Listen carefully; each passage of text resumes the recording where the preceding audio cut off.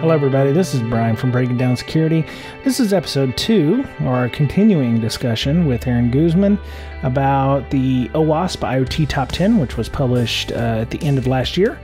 The first episode was so enthralling and a bit on the long side, so we decided to split it up into 2 different podcasts. So if you are now listening for the first time, you may want to go back and download part 1, which we put out last week.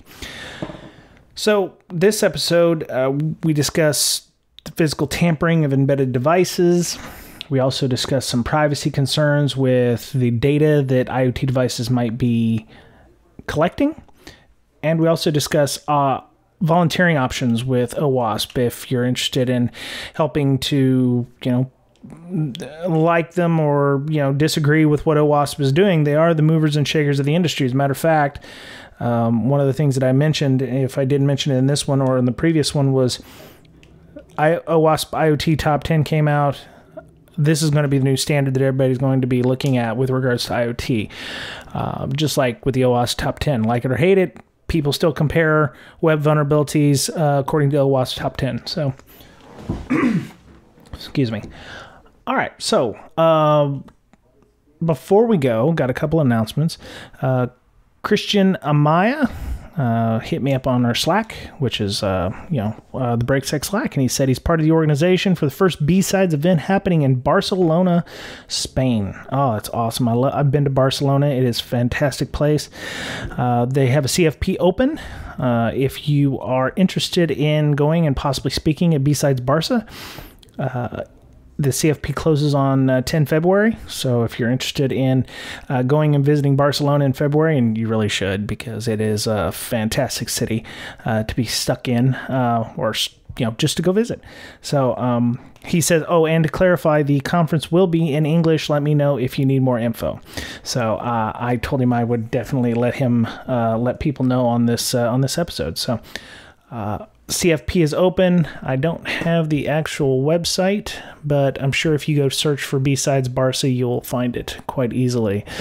And so, before one other thing, next week we're going to be discussing getting security as far left as possible with regards to getting security implemented in DevOps in your DevOps environment. So we're going to be talking to Liz Rice. It's one of our daytime shows that we do. So everybody was at work at their various workplaces. Ms. Berlin was at ShmooCon, to give you an idea of when we recorded it.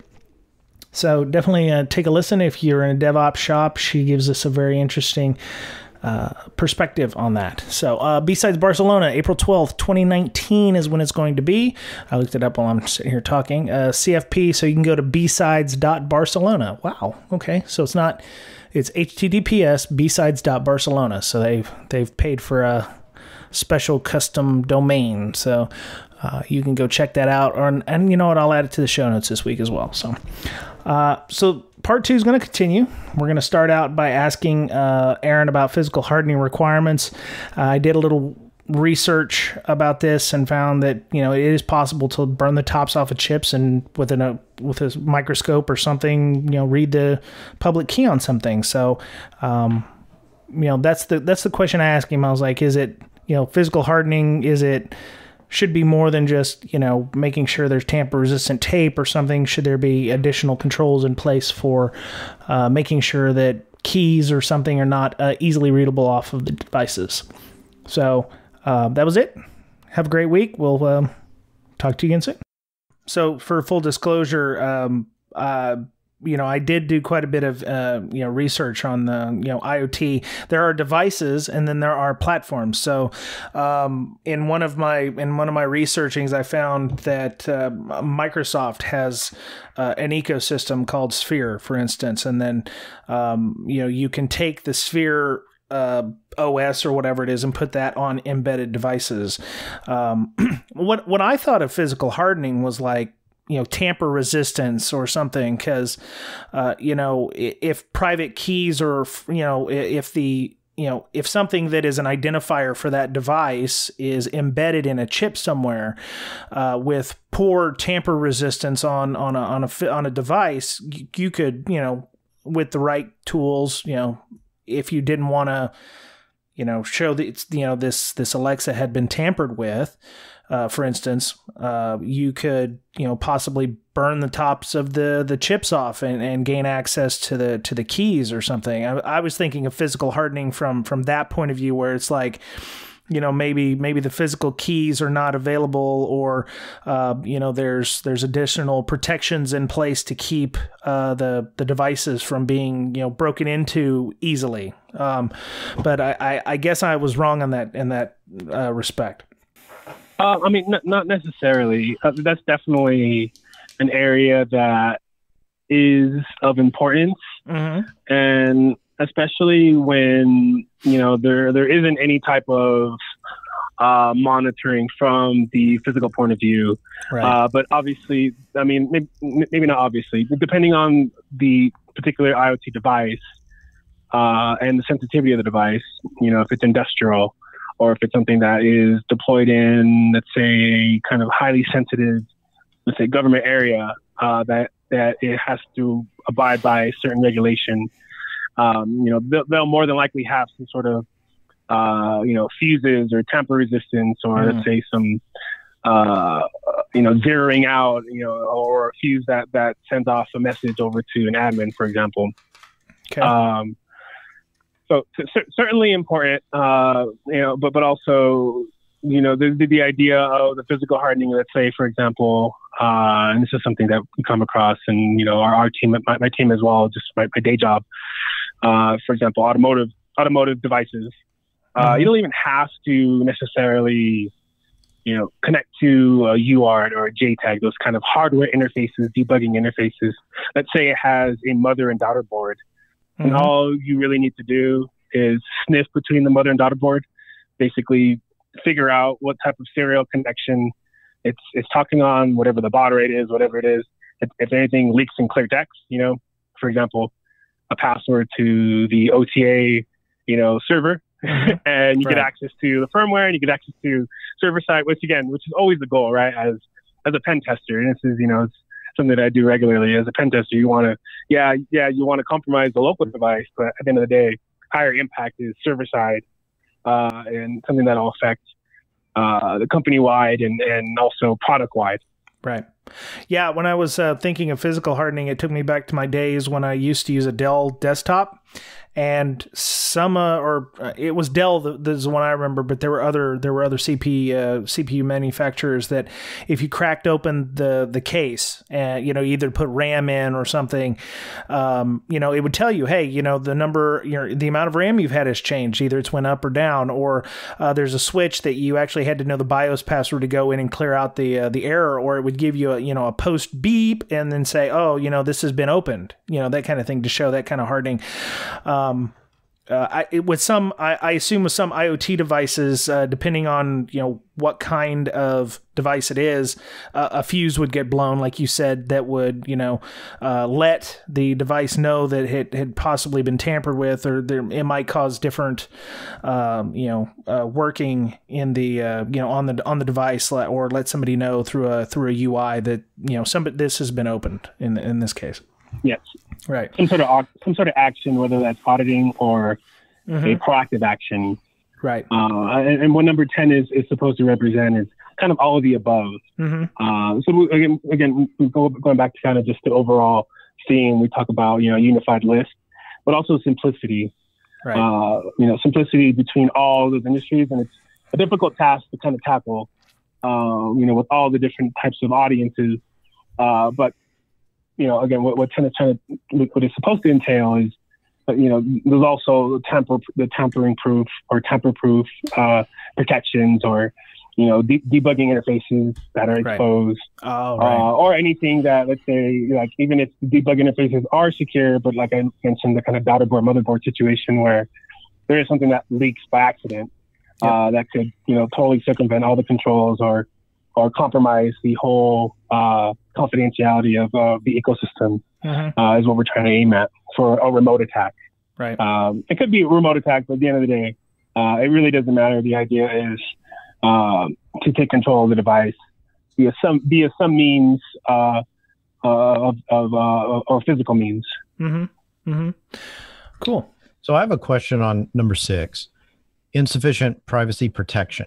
So that's fine. The ecosystem that is stored insecurely, improperly, or without permission. So without permission, how is a developer or creator of a device to know that the data on the device, while it may be stored securely, encrypted, whatever, would be used without permission?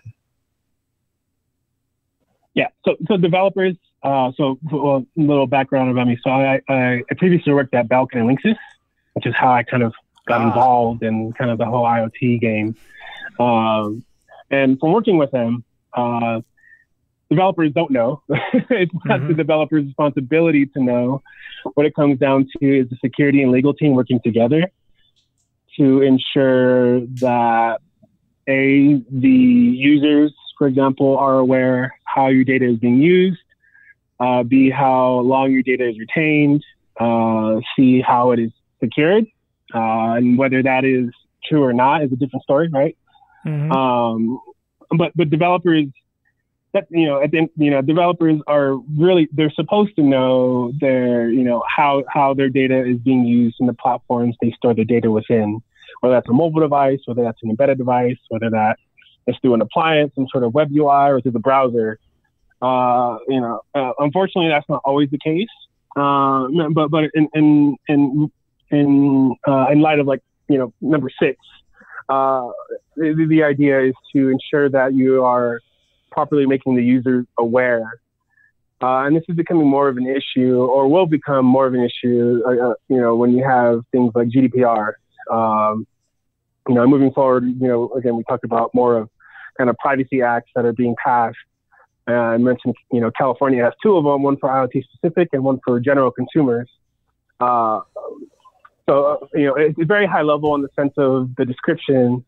But as far as drilling down into the specific details and whether you put that on a developer, I doubt that would be the responsibility of a developer. It's usually up to legal and the kind of leads for that specific product to ensure that it is incorporated correctly and abides by whatever framework that the device is being used for, whether it's for children, whether it's for general consumers, whether it's for automotive, et cetera. Yep. Right. And the developer or the creator of an embedded device, an IoT device, may not know what happens to that data once it goes into the cloud. A lot of these IoT devices send data across the internet. While it may be sent securely, they've got no control over what the company may or may not do with that data once it goes into some data center somewhere that it's like a black box to them, right? Yep. Yeah, always. Almost always. Developers, for the most part, is aware of what they code and develop and what they test, but everything outside of their particular feature, their particular responsibility, it's not in the area of expertise. You'll have a team that's responsible for the on-device firmware, that's developing the firmware. You have another team that's developing Android and iOS app, and even within iOS and Android apps, you have teams that are divvied up between the startup of the app and discovery, and then from there the secure pairing and provisioning into a network, and then from there decommissioning. Then some of those are outsourced, which goes down to kind of the supply chain of any types of embedded device or IoT device. But that's kind of a tangent, different subject. But at the end of the day, there's always several different perspectives, different backgrounds, different responsibilities between team members. But security is the responsibility of everyone. Unfortunately, we're not there as an industry to kind of place that on developers solely. That's the majority, especially embedded developers, have not had any secure coding training, guidance, and especially something that's tailored towards embedded devices. Usually everything's, created or developed towards web, and you have frameworks and things like that. So it's much different game when you're talking to kind of an embedded developer. But, again, there's a lot of different areas in IoT where privacy can play a part into the ecosystem and the security of the ecosystem. But again, I'll kind of fall back to the legal counsel, unfortunately, because developers aren't majority of developers aren't qualified to make those types of decisions for organizations. Although they should be aware of how the data is stored, processed, decrypted, et cetera. Although that's not always the case. Some of them may be only responsible for encrypting a certain way, and whether it's a PKI system, whatever it may be. So what recourse does a developer have? I mean, do you foresee a developer knowing about this list, building an IoT device and saying, hey, we fail on half of these things or more, right? What do they, I don't know. I guess this question isn't for you, but do you see that developers can use this as a tool to help their organization? As far as the top 10 directly, perhaps not, but there are general principles that developers can follow. One general principle, and it's going to sound obvious, but privacy by design. And the Federal Trade Commission has released several documents on how to properly anonymize data, how to properly acquire data that is necessary only for device usage. And also, I'll put a shameless plug in there.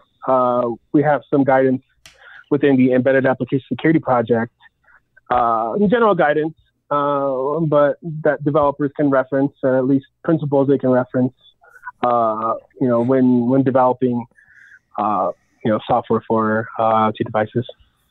So, do you see that following best security practices like this practically is better for a company than just putting stuff out there that's insecure, making their bank, and I don't know, just saying no, we don't make that anymore. Sorry, we're on version 2. We don't support that. So if you want a secure device, you'll have to buy a different one. I mean, do you see success stories, or is it just the business making the choice of either doing it securely and taking the risk of spending too much money on security while making a more secure device, or spending almost nothing on security and potentially coming out more ahead monetarily? Yeah, that's a great question.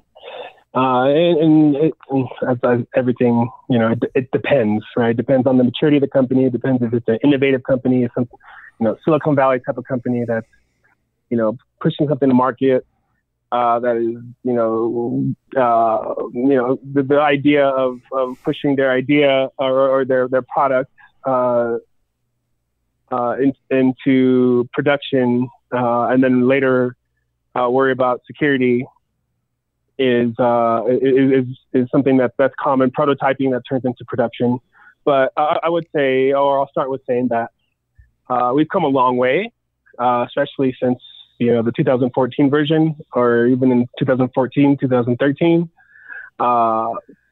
And I don't know if it's indirectly because of the kind of the media, the breaches, the board of directors who are now been personally involved, Equifax, or any of these major breaches that affect everyone, these, SPG, Marriott, whatever it is.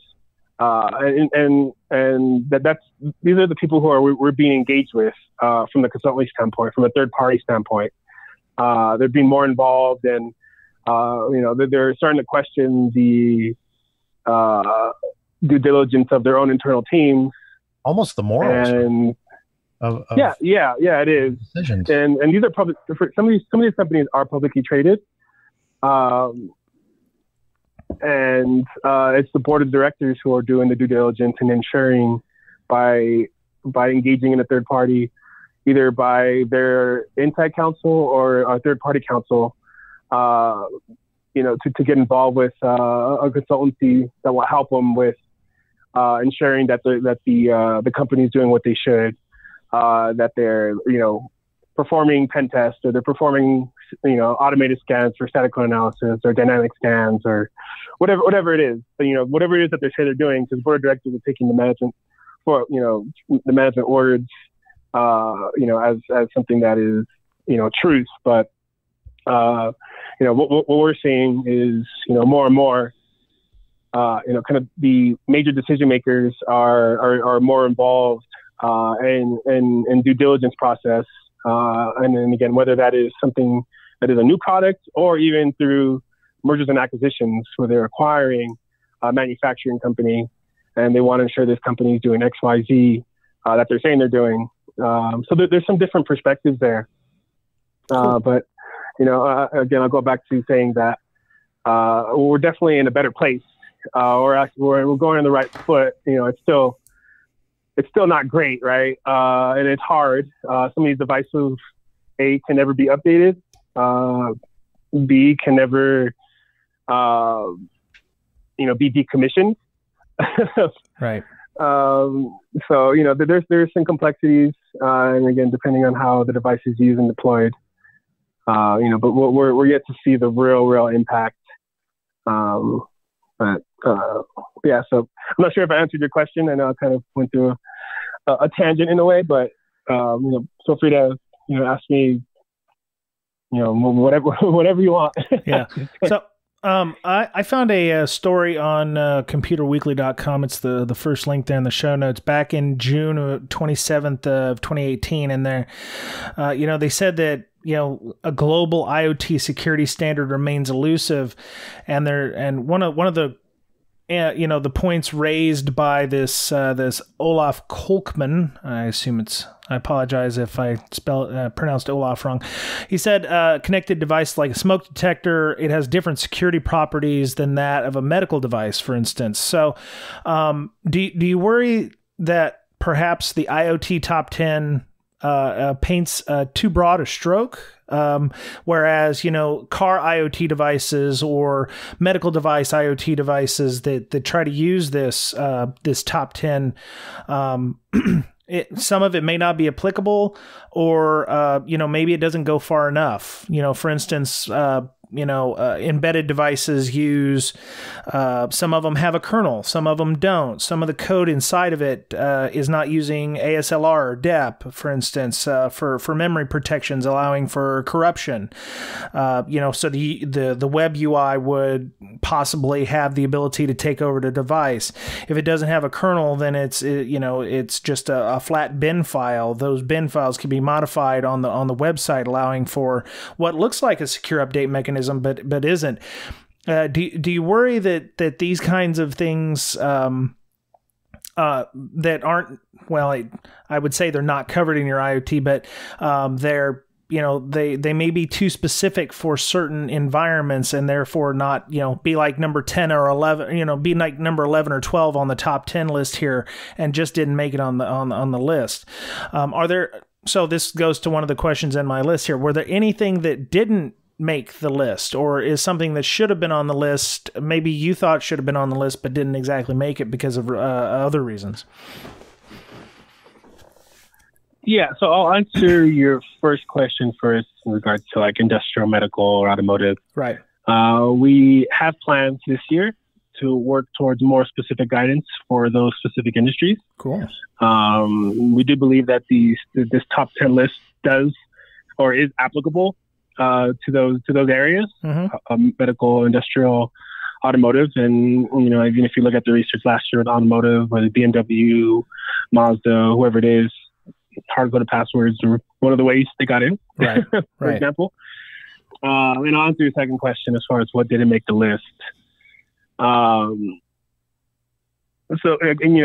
we included the kind of web, the mobile, API, hardware.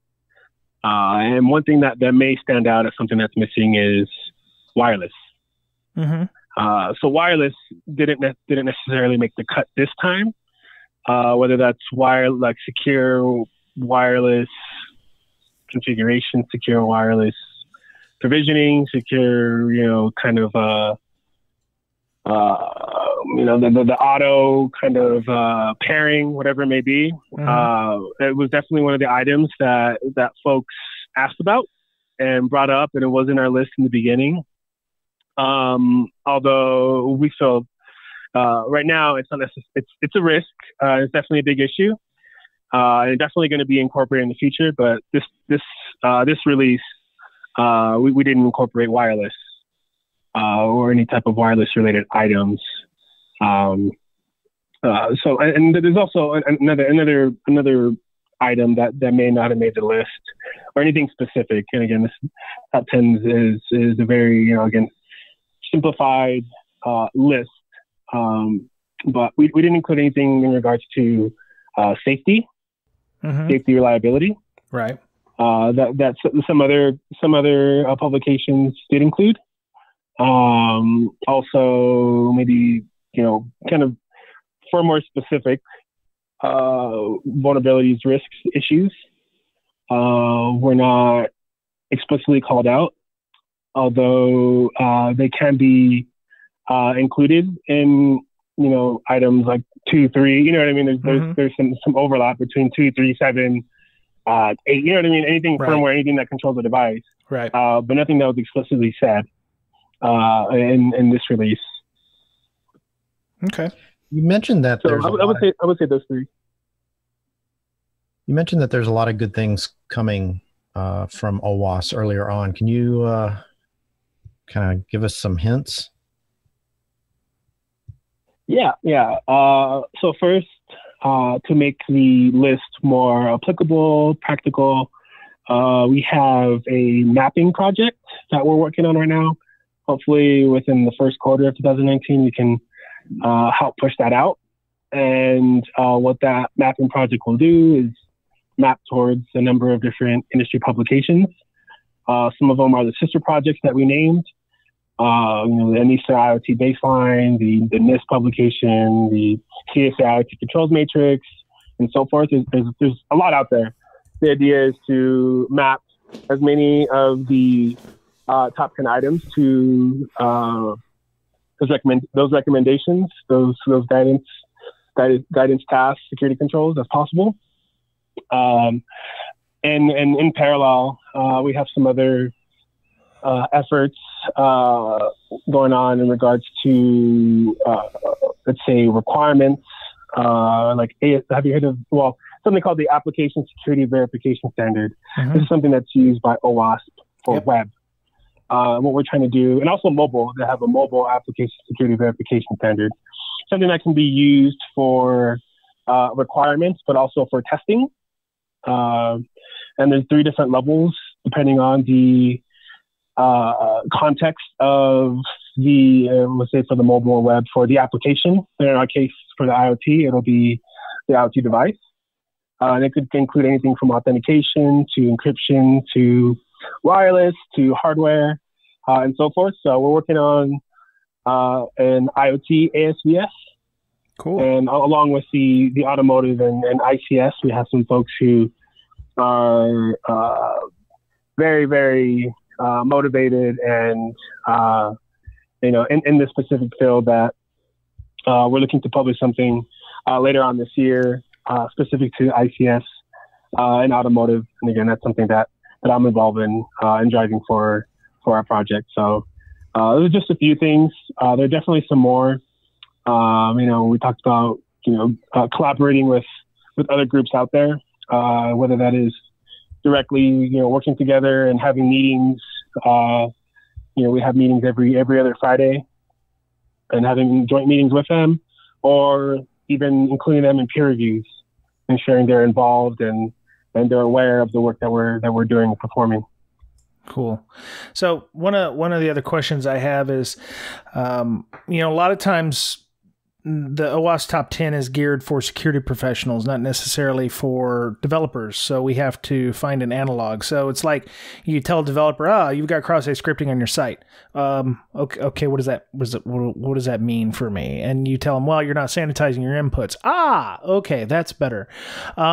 What do we? Are there analogs anywhere where we can, when we go tell a developer, oh, hey, new IoT device, it looks cool, but you're using insecure ecosystem interfaces, and they're going to look at you and they're like, okay, well, what does that mean?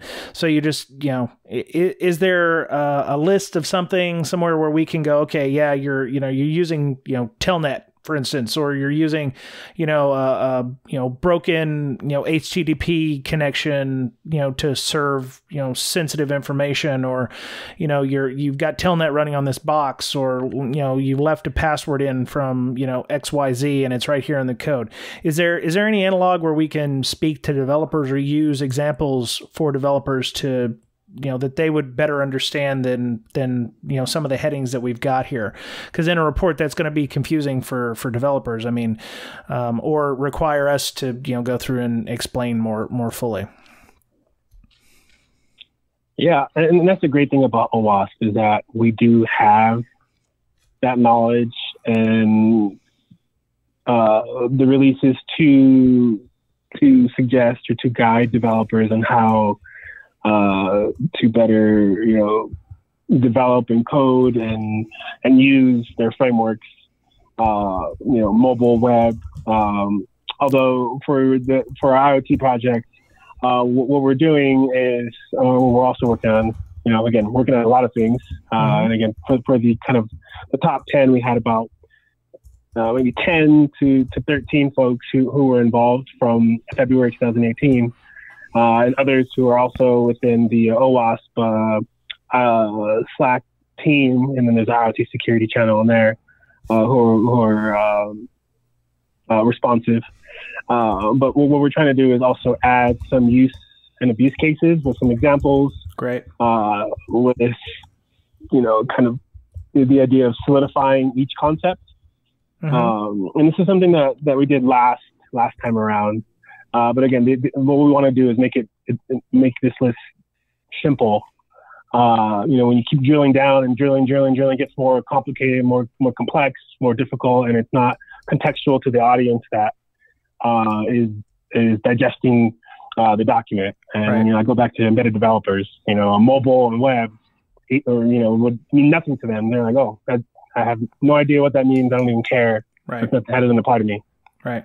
Yeah. But that's something that my project, Embedded Application Security Project, tries to do is kind of fill in those gaps.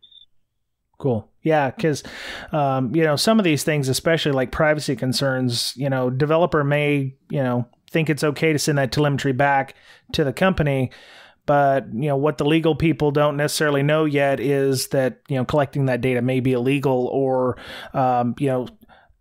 securing that data in the background in your ecosystem needs to be, done a certain way. So, or, there needs to be options depending on, where they're living in the world, to opt out of those things. So, they may collect that data, but they're also going to have to go back and possibly add functionality so that you can opt out of that. Having those things or being knowledgeable about, privacy concerns, or what web interfaces are the most secure, or what hashing algorithms are for passwords, for instance. Knowing those is important for developers. So having that checklist when you're in an IoT environment is important. So it's even further than developers, because let's say the developer does what they think is correct, and they use the necessary hashing functionality, whatever. But let's say the system network guys or the DevOps guys decide to redirect a US or a UK customer over to the US, for example. You know what I mean? Yep. And all of a sudden you have cross-pollination between data, and becomes a whole big problem there. Yeah. Safe Harbor, GDPR, all these other regulations. Yeah. Yeah, and it's there. We're hearing horror stories all the time of nanny cams being hacked by people, or there was one guy I heard he was he was hacking them, but then telling people over the audio connection how to secure the IoT stuff, which is great from a security point of view, but it's still somewhat illegal to hack the device and then be, even though you're trying to tell the person how to be more secure. So it's a creepy labor of love. Yeah, it's layer creepy on the OSI model or whatever. So yeah, definitely. Right. I have some of those cameras, by the way, and I use those for an IoT village that I host on some of the local conferences, AppSec California, and some other ones in LA, in the LA area. So we have a few of those there, and then we can also demonstrate how to use that functionality. Goodness. Kind of base camera. Wow. Okay. Mr. Boettcher, do you have any other questions for Aaron? Nope. Cool. Well, Mr. Guzman, I thank you for coming on the show. Maybe you could tell people about where you are you going to be speaking anywhere on IoT in the near future, or is there anything that you are working on? I mean, other than from the OWASP point of view, that might be interesting for people. Yeah, no talks planned as of yet. I have a few going through CST right now. Conference season's just around the corner. Mm-hmm. Although I'll be at AppSec California. I'm a co-organizer there. ISSA LA. I'll be running IoT villages and also local conferences. ShellCon, which is the B-sides of Los Angeles, but it's renamed ShellCon. I'm on Twitter at scriptingxss, like scripting cross-site scripting. Mm-hmm. Yeah, that's about it. Feel free to ping me. Always online if you guys are on the OWASP Slack or anything, Twitter, feel free. Cool. Always willing to help out, share knowledge. Right on. So yeah, speaking of helping out, what if people were like, hey, I know a little bit about, hacking embedded systems or whatever. I would like to help out with the OWASP initiatives. Is there a process or anything to get involved in some of these working groups? It's all volunteer driven, and it's all dependent on, the individual. If they're willing to drive their initiative, we'll help drive their idea and help coordinate the project and help curate volunteers. Mm-hmm.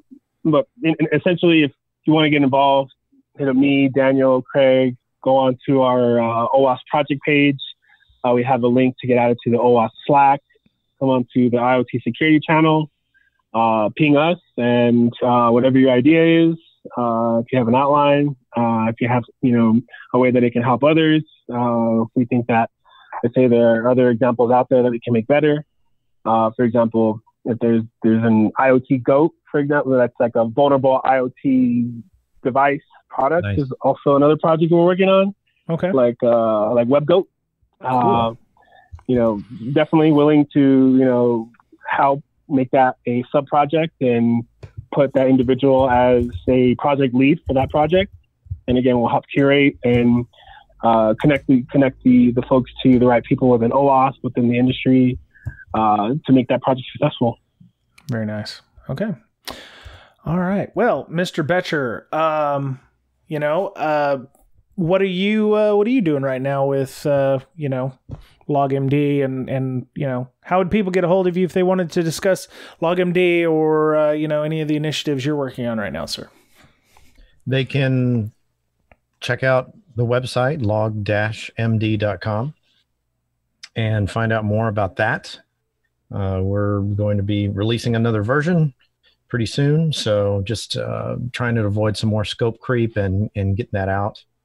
Cool. And got some new interesting things to add, and looking forward to moving on to other bigger things. Yeah, I keep forgetting your filthy developer and stuff now too. So yeah, you've been doing that for almost 2 years now, right? Pretty much. Yep. And for those of the new listeners, what is LogMD? LogMD is a log and malicious discovery tool for Windows. Cool. So it's a standalone executable that you can run and harvest the correct data, and also it will help you set things on your Windows systems to be able to catch these attacks when they happen in the logs. Nice. And other places. Nice. So, yep, it acts as a guide to help you become more secure in Windows. Okay. And you are, what are you on Twitter? At Betcherpwned. BOETTCHERPWNED. Right on. So Ms. Berlin, of course, was greatly missed. We actually waited as long as we could, but she was driving through the blizzard, so I hope she made it home safely. You can find her on Twitter at InfoSyster, INFOSYSTIR. Her latest endeavor of mental health hackers is on Twitter as well. Great. I shouldn't have brought that up because I can't remember what the name of the Twitter handle is. Let me see. Mental health hackers. Anyway, so you can follow the podcast on Twitter at Brakesec, BRAKE, You can follow myself on Twitter at Brian Brake, BRYANBRAKE. Mental Health Hackers is at Hackers Health. She's got a lot of things going on. She's available for conferences to run, mental health hacker villages, or speaking as well. She does have a PayPal if you want to be a supporter of that, or you can volunteer at mentalhealthhackers.org for villages and stuff, or sponsors at mentalhealthhackers.org as well. We have a Brakesec Slack. It's quite active. We've got some moderators. We have a code of conduct or a social contract, if you will. We have a resume review with David Sybuck and a bunch of other folks on there. Scott Pack and Megan Roddy Piper, is on there as moderators. We have a lot of channels, sim channels, very active. We have career advice where the resume reviews are. We also have a CTF club, which I'm trying to figure out what we're going to do with that. I would love to say that it's going well, but I don't know if it's falling below my, what I'm thinking it should be, which is a bunch of people get on and we're all hacking on vulnerable VMs, and it's not exactly working out as I thought it would. But, we have a CTF club. We have IPPSec in there. He's one of the moderators of Hack the Box, so you can get on and, we have a lab that you can join, hackthebox.eu, and get into our private lab where we have a couple of VMs that are running, and you can hack on those. A lot of stuff going on in the Slack. Mr. Betcher's on there. Leadership. No, we have a leadership channel. We have, we have a high IoT and device area, programming. So if you have questions about code, we have a threat hunting channel. So if you've noticed something weird, you can ask other people in that channel. Hey, I noticed this IP address. Has anybody else seen anything like that? Kind of like an ISAC, but not as rigorously maintained. So if you're interested in getting onto that, you can send us a DM on Brakesec on our Twitter handle, or you can email bds.podcast@gmail.com. And, we have 400, 500 active users on a regular basis. So, there's no shortage of what's going on over there right now. I turn it on, but people already complain that there's too many Slack notifications when we're doing the podcast. So I've got it turned off right now. But we have a Brakesec store. You can go and get a t-shirt, and, that gives us a little money. We have a Patreon. Thank you to all of our Patreon supporters. That goes to things like, web hosting, goes to pay for our Zooms that we use for, CTF club and other meetups. We have our, when we have our sim club or our book club that's going on. I failed to mention those, but those are really awesome. Scott and runs the sim club, and Dave runs the book club, which we're still going through. I think the hacker playbook version 3, I think. And we do book clubs and stuff all the time, every other week, so that runs on a regular basis. So feel free to join us. Feel free to listen to some of the back episodes. You'll find out everything that I'm probably forgot on this. But Mr. Betcher, did I forget anything? I don't think so. Okay. iHeartRadio, Apple Podcasts, iTunes, iHeartRadio, TuneIn Radio app. You can find us on all of those things. So tell your friends, word of mouth advertising is better than gold for us. So Mr. Guzman, thank you for joining us. We'd love to have you come back and talk about the embedded security stuff. I think that would be very interesting and very different because while, like you said, it does overlap a little bit, there's some huge differences. Like, embedded security is in, critical infrastructure, not just inside your Alexa or your your Google Assistants or the Google Home Hubs or your Nests or whatever. So I think those would be some fairly interesting use cases or discussions on security for embedded devices. So if you get some time, please come back and visit us. Absolutely. Thanks, Brian. Thanks, Brian. Brian's, yeah. Really appreciate it, guys. Cool. Thanks for the opportunity. Right on. All right. So that was it for the first episode of the 2019 season of Breaking Down Security. Have a great week. Be nice to one another. Take care of yourself because, as I'm fond of saying, you're the only one you have. And we will talk to you again next week. Bye-bye. Thanks, everyone.